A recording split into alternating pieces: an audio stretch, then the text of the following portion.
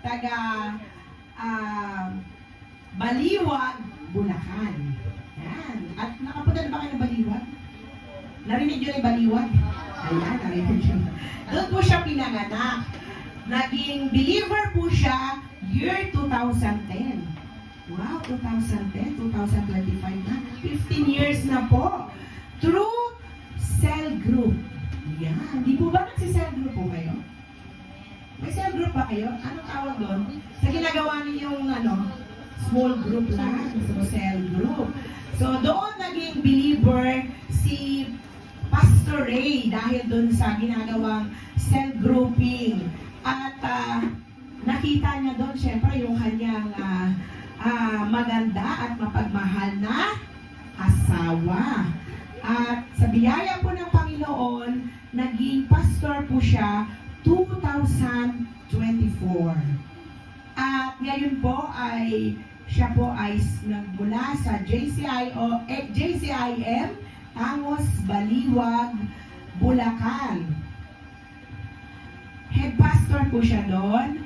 At ang pastor po nila ay si Pastor Cirilo Lopera. Yun yung tatay ng kanyang misis.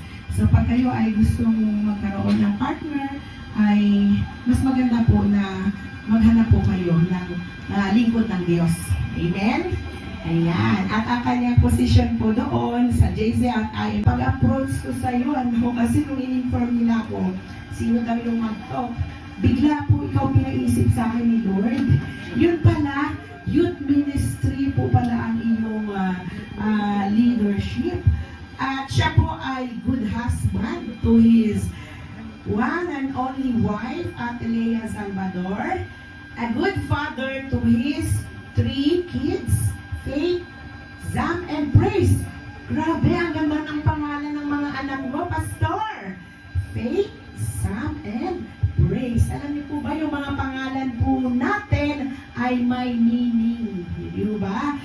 Kung nagbabasa po tayo ng Bible, makikita po natin. So, ang pangalan ko ay si Faith. Wow, si Faith ang pangalan. Ang pangalawa ay si Zam at ang pangatlo ay si Praise. Ay grabe, to God be all the glory. Without further ado, palakpakan po natin